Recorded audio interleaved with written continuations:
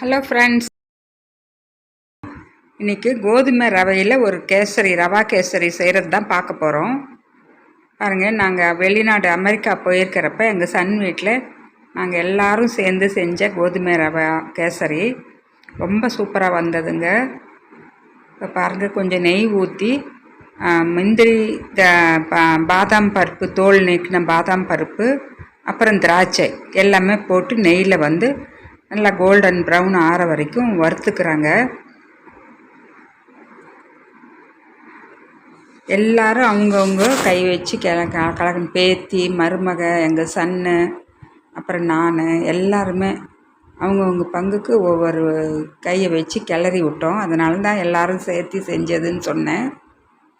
அப்புறம் அந்த பாதாம் முந்திரியெல்லாம் நல்லா பொன் கலர் ஆனதும் எடுத்துட்டு மறுபடியும் 2 டீஸ்பூன் நெய் ஊற்றி 1 கப்பு கோதுமை ரவையை போட்டு வறுக்கிறோம்.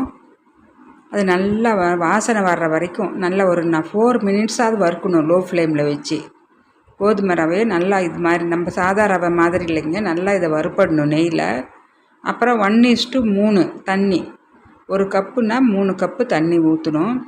எந்த கப்பால் எடுத்தோமோ அதே கப்பால் தண்ணியிலேயே கொஞ்சமாக கலரிங் பவுடர் ஆட் பண்ணிக்கிட்டோம்.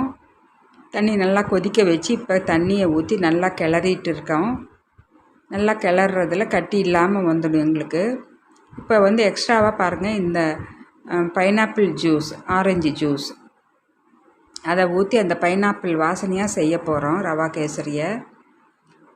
அங்கே இது மாதிரி ரெடிமேடாக கிடைக்கிது ஃபுட்டில் add பண்ணுறதுக்குன்னு.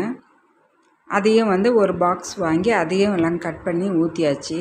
Pure 100% organic pineapple juice and orange juice, அந்த 2 ஃப்ளேவரும் இந்த கேசரியில் கிடைக்கும். பாருங்கள், எங்கள் பேத்தி தான் காமிக்கிறாங்க என்னான்னு சொல்லி பாக்ஸை. இப்போ அதையும் ஊற்றி நல்லா வந்து கட்டி இல்லாமல் நல்லா கிளறி விட்டுக்கிட்டு இருக்கோம்.